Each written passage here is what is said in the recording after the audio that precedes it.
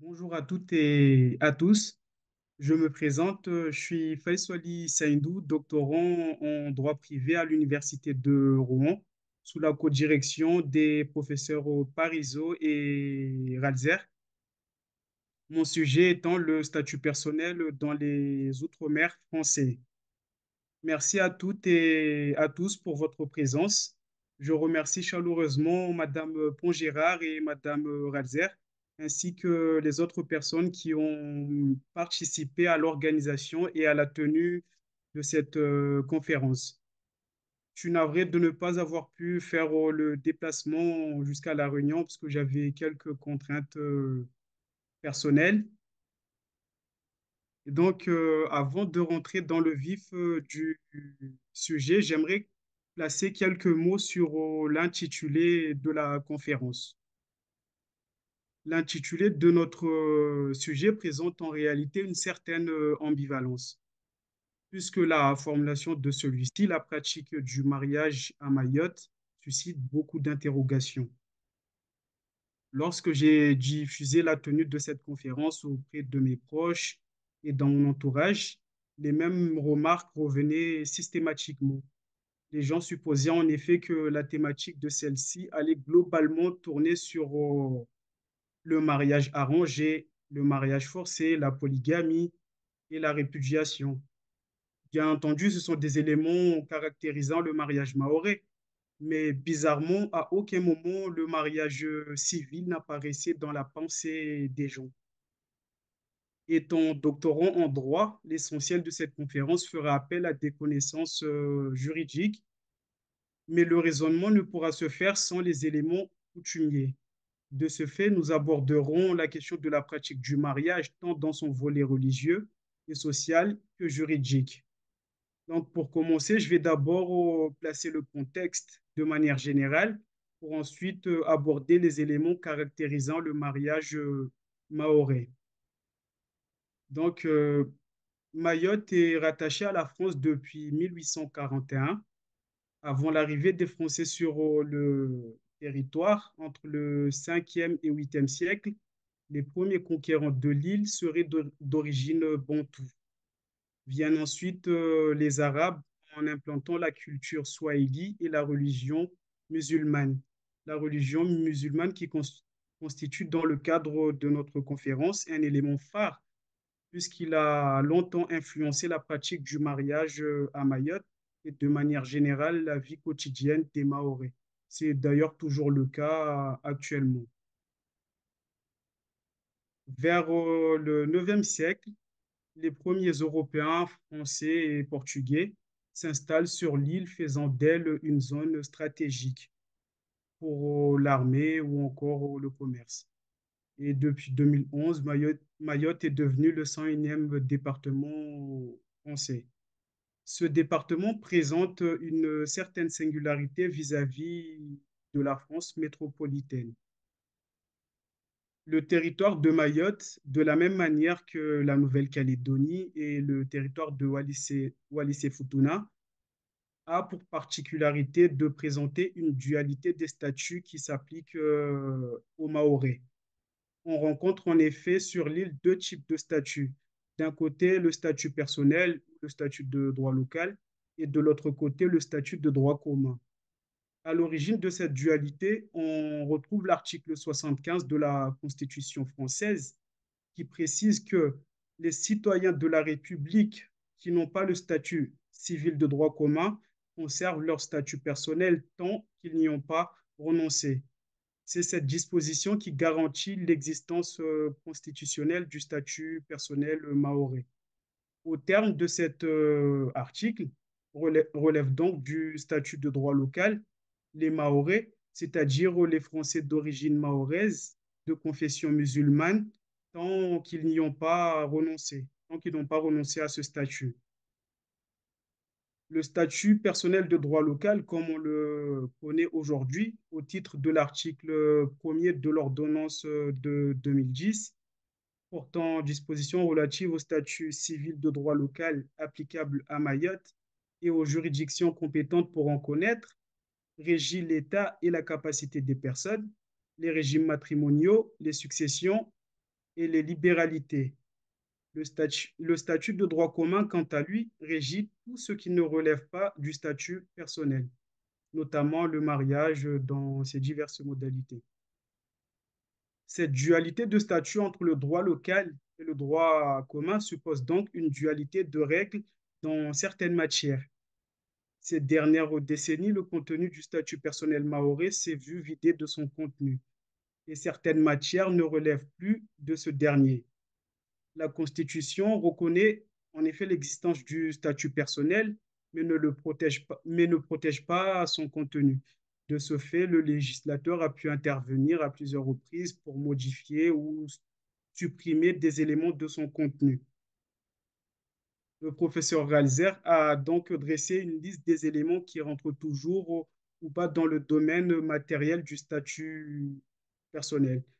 Et donc, parmi les éléments qui ne sont plus dans le champ matériel du statut personnel, on retrouve tout ce qui est état civil, l'attribution des noms et prénoms, les conditions de fond et de forme de formation du mariage, ce qui nous intéresse ici, notamment la suppression de la polygamie, la répudiation ou encore le droit foncier.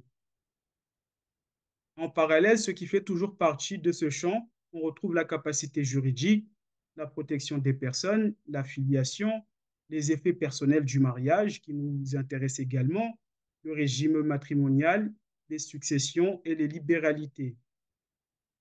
Ces éléments présentent une certaine utilité puisque le mariage que nous étudions ici, avant les diverses réformations, faisait partie intégrante du statut personnel mahorais. Ainsi, lorsqu'on parle de mariage mahorais, il y a toujours un avant et un après. Ce sont les conséquences directes de ces diverses modifications. Présentons maintenant quelques caractéristiques du mariage mahorais avant de rentrer dans le vif du sujet.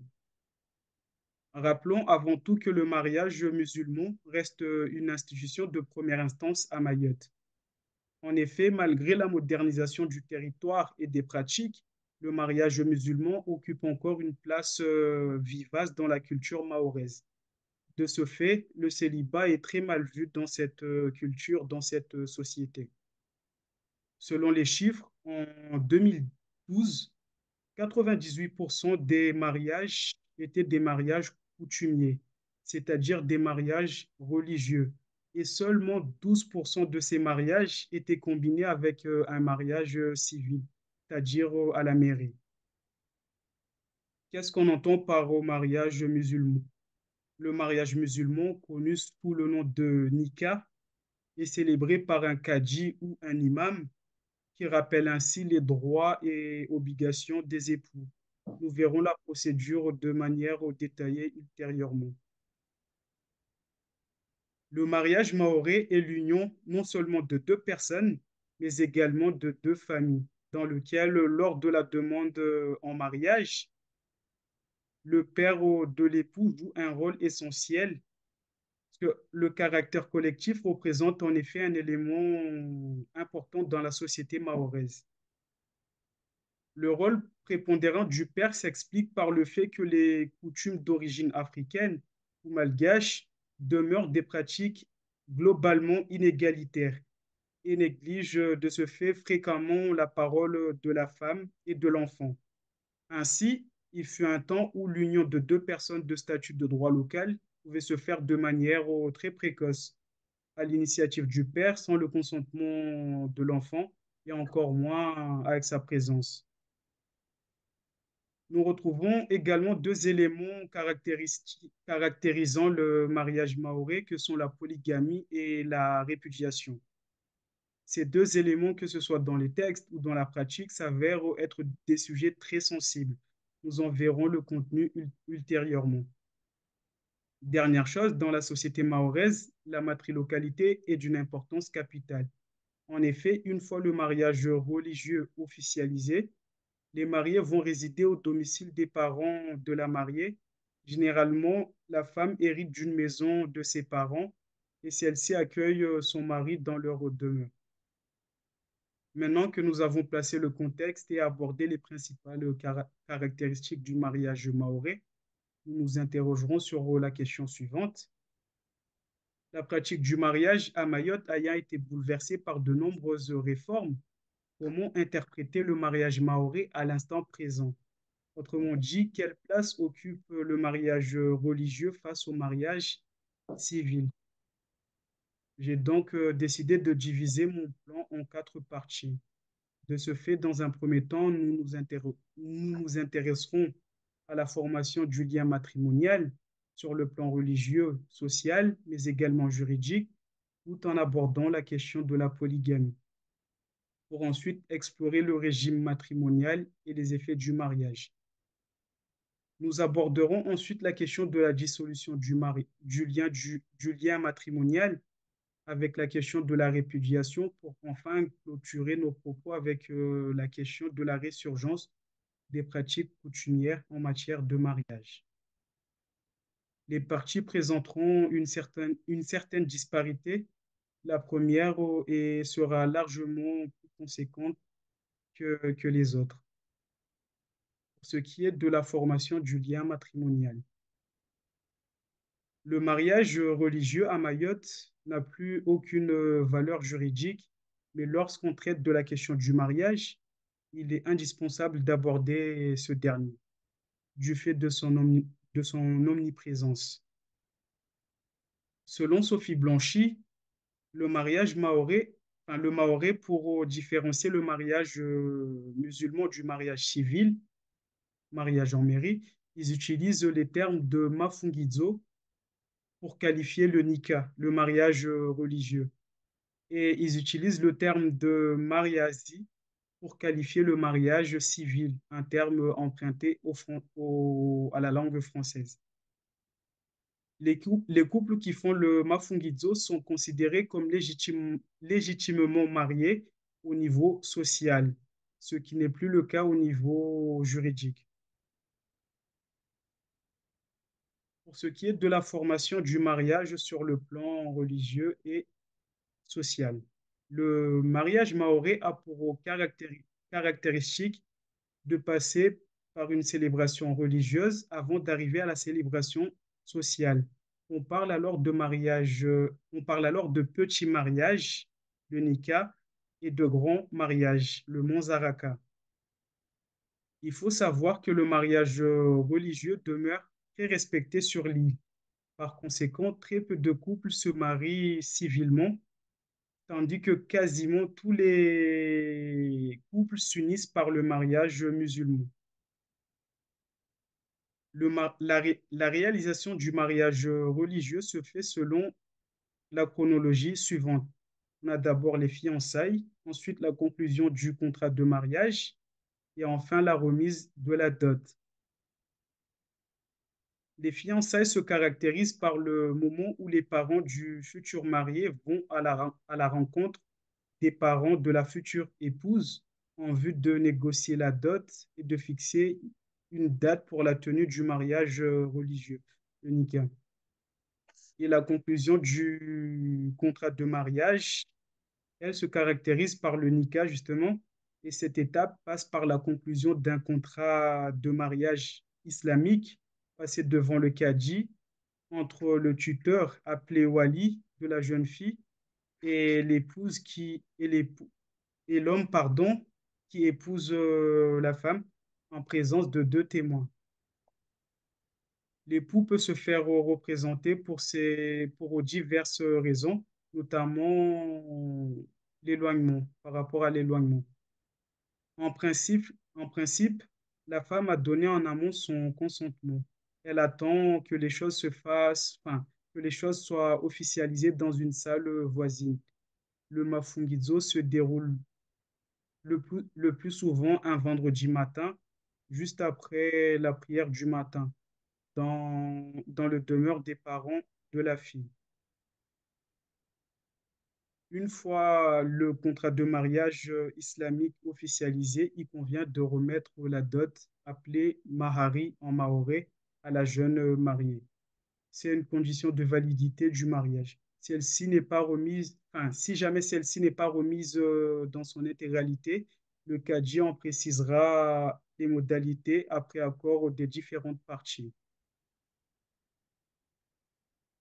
Une fois le petit mariage réalisé, le plus souvent s'ensuit une cérémonie sociale ainsi connue sous le nom de Manzaraka. Ces cérémonies se caractérisent par de coûteuses fêtes impliquant les familles et les groupements sociaux.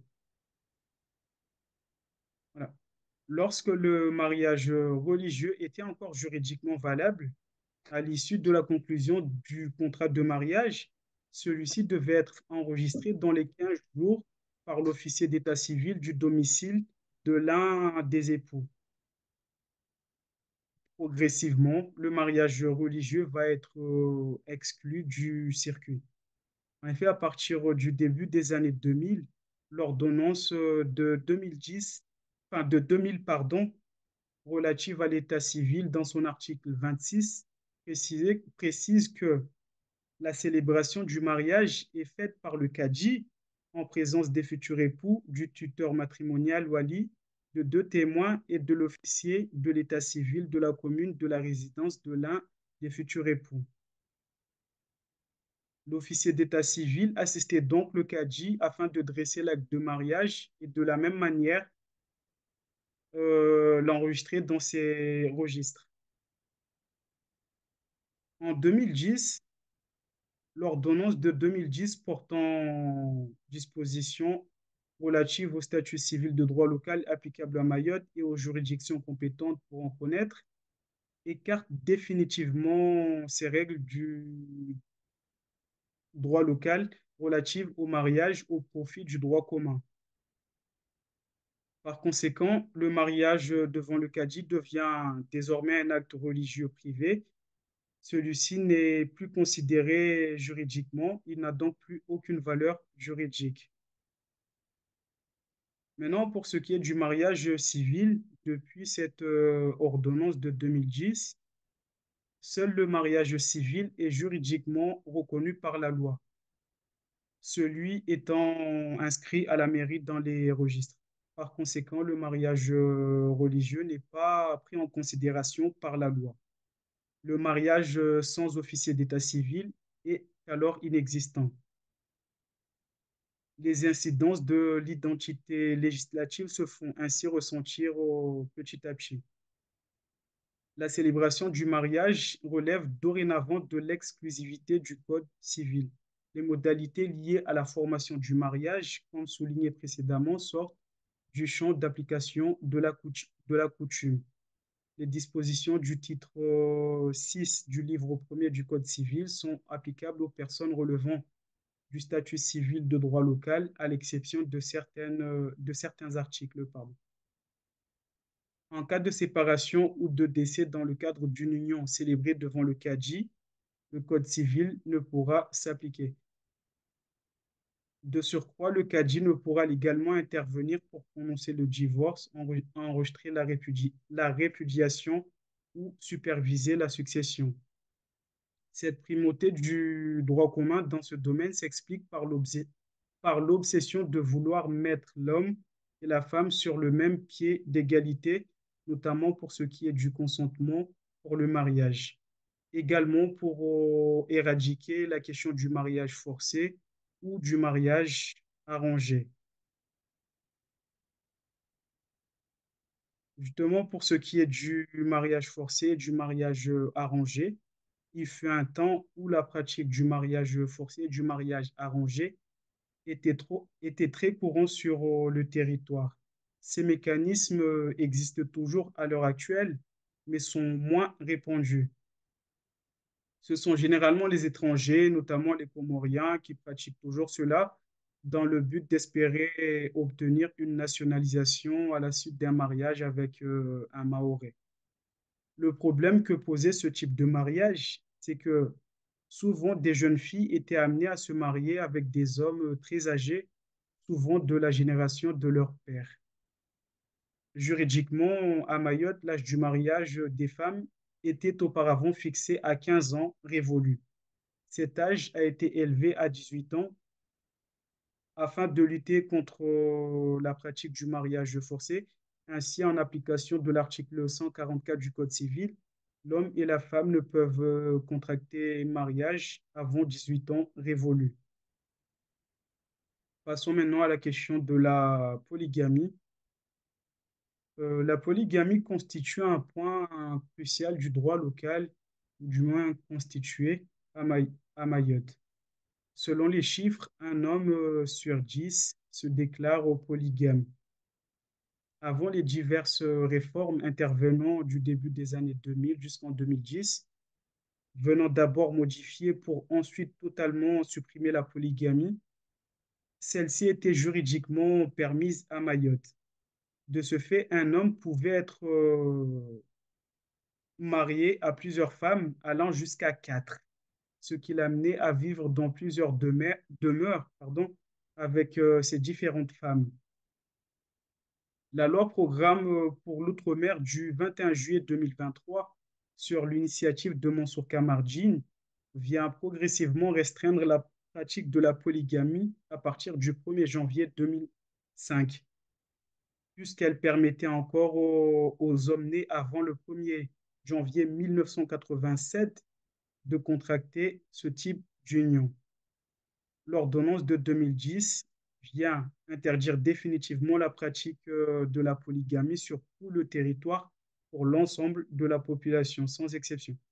La polygamie serait à l'origine d'une certaine disparité sur la répartition successorale, mais également de l'inégalité entre hommes et femmes. Une, une personne ne peut donc plus conclure un nouveau mariage tant qu'elle n'a pas dissous l'ancien.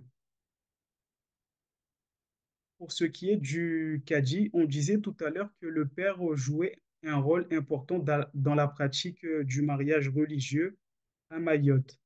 De la même manière, le Kadi occupait un rôle très important dans la société mahoraise, mais également dans le cadre d'un mariage avant que ses fonctions initiales lui soient retirées. Le Kadi assurait auparavant le rôle de magistrat, de notaire ou encore d'officier d'état civil. Il était compétent pour tout ce qui relevait de l'état des personnes, du mariage, de la filiation, de la répudiation, des successions ou encore des donations. Il assurait ainsi l'établissement des actes relatifs à l'état civil, mariage par exemple, ou divorce, aux biens et à la tenue des registres de l'état civil. Pour ce qui était du mariage, il officialisait le mariage et en assurait la transcription dans les registres.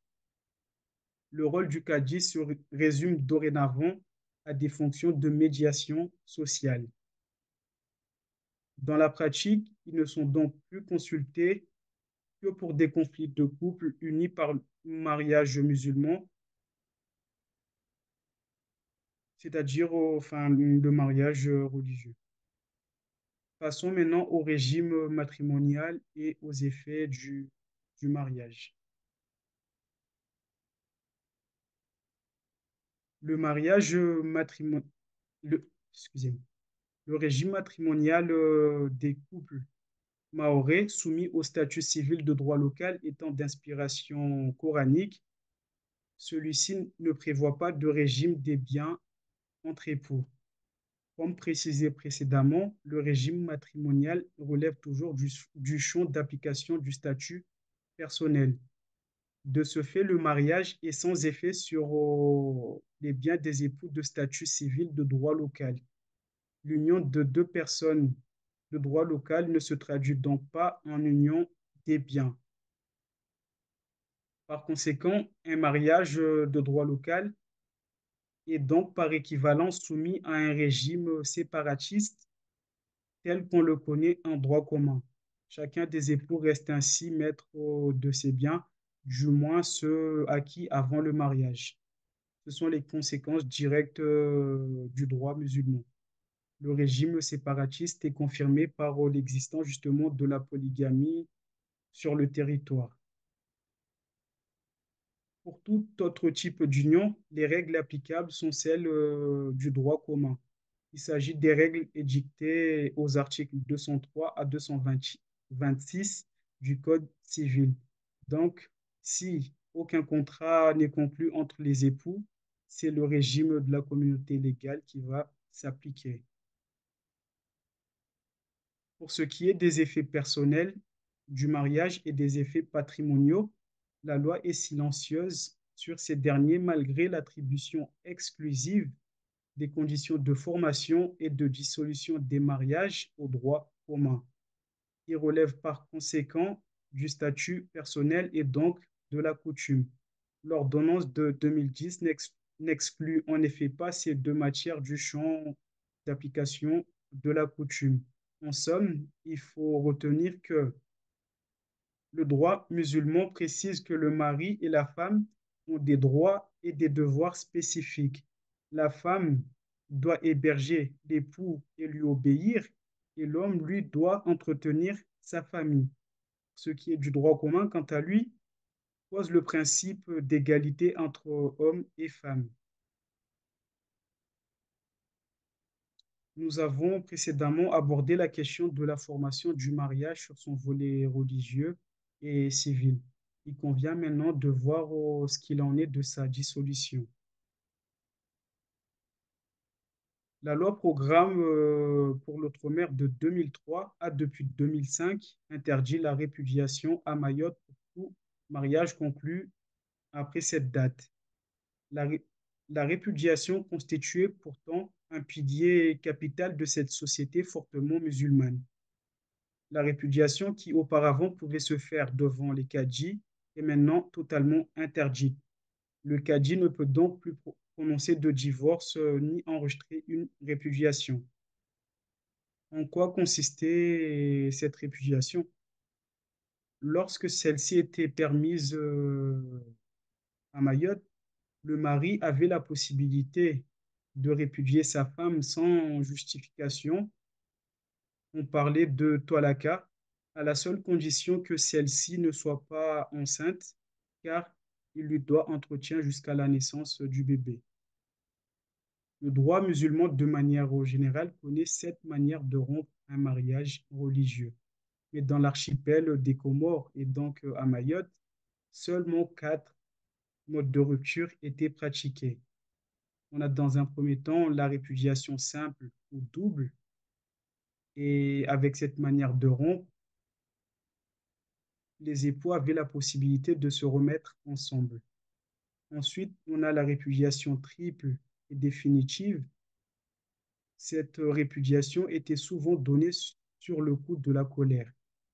Ensuite, on a le rachat par la femme ou divorce couple, qui a un mode unilatéral de rupture du mariage qui permet à l'épouse d'obtenir la dissolution judiciaire de son union en échange du versement, enfin, en échange d'une compensation financière.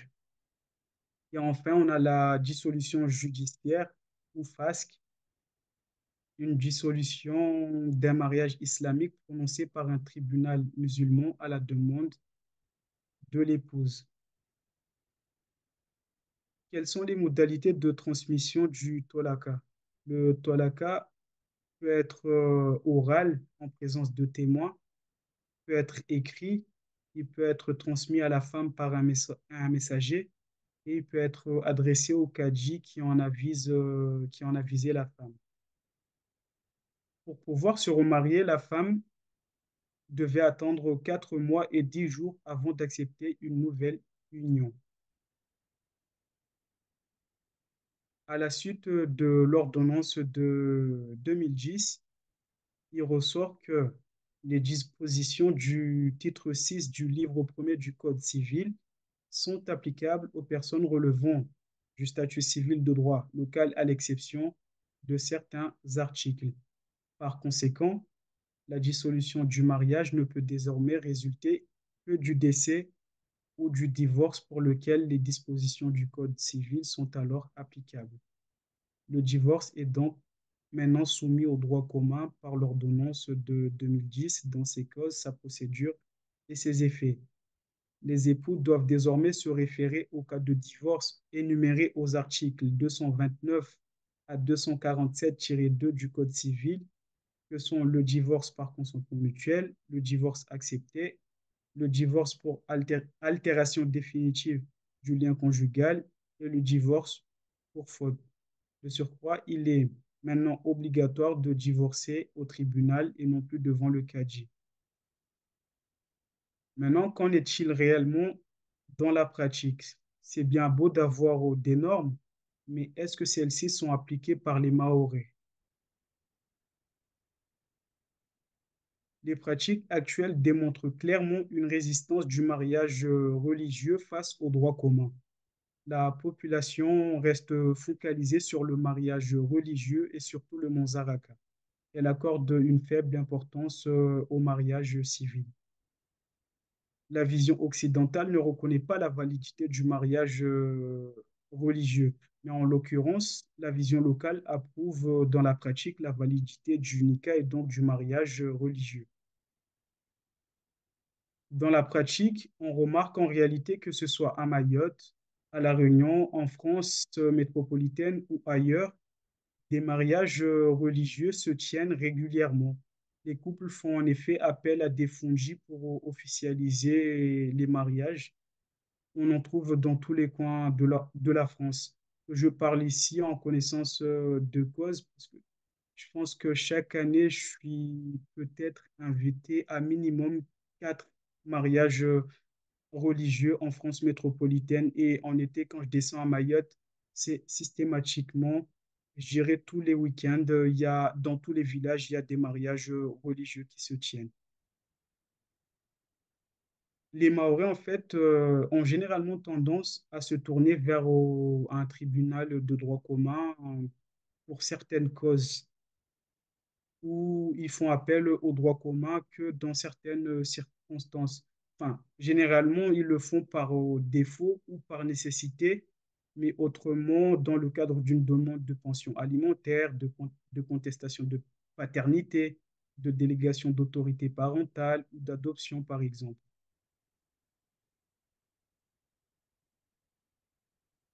Du coup, qu'est-ce qui pousse les Mahorais à agir ainsi? En fait, dans un premier temps, le mariage musulman s'avère être facile et à établir et se défait sans frais à l'initiative de l'homme, mais également de la femme. Les Mahorais ont ainsi le sentiment d'en maîtriser les procédures qui sont peu coûteuses, d'où cette préférence pour le mariage coutumier. À l'inverse, le mariage civil est trop procédurier pour le Mahorais et surtout coûteux.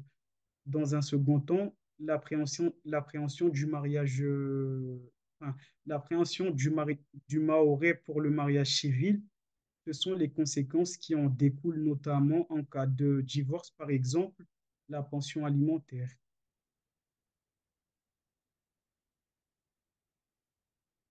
Maintenant, en guise de conclusion, je rajouterai que les éléments justifiant en réalité ce bouleversement de la pratique du mariage à Mayotte se caractérisaient par le besoin de la France de parvenir à une conformité du droit local avec les conventions internationales liant la France.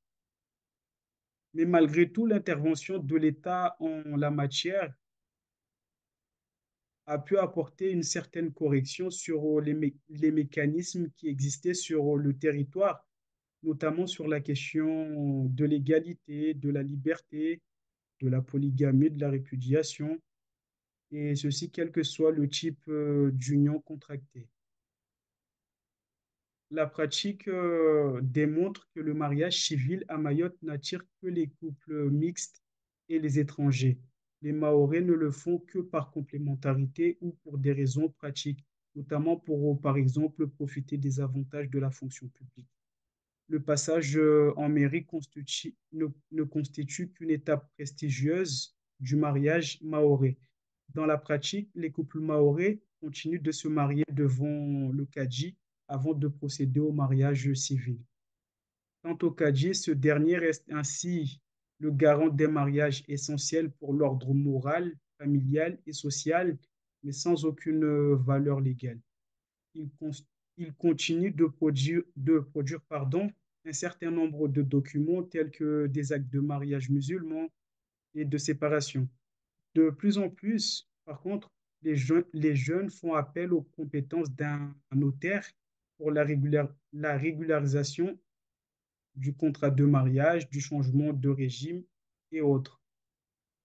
Les mariages, excusez-moi, les Mahorais n'étant pas très procéduriers, ils ont encore du mal à s'approprier les procédures et les pratiques métropolitaines. Par conséquent, beaucoup de couples sont encore mariés aux yeux de la loi. J'en connais plein dans mon entourage, mais ne le sont plus dans la pratique car ils n'ont pas effectué les démarches de divorce. De la même manière, le mariage forcé ou arrangé existe toujours, même si la pratique a tendance à disparaître. En réalité, je pense qu'il aurait été opportun de se demander si les Mahorais voulaient réellement du mariage de droit commun. La solution qui serait potentiellement envisageable pour commencer à corriger les choses serait de revoir la légitimité du mariage religieux, comme ce fut le cas autrement, ainsi les compétences du Kadji en la matière. Il existe en effet des unions comme le Pax, pourtant les Maoris n'y prêtent pas forcément d'attention. Pour ce qui est de la dissolution du mariage, je pense qu'il serait opportun d'envisager le divorce sans juge ou revenir sur le divorce devant le cadi pour des questions procédurales. Enfin, je terminerai mes propos sur ces quelques mots. Je rejoins l'avis de certaines personnes qui pensent fortement que le vrai mariage mahorais et donc le seul mariage valable serait le mariage religieux. Du moins, c'est ce que démontre le comportement des Mahorais jusqu'ici. Merci pour votre attention.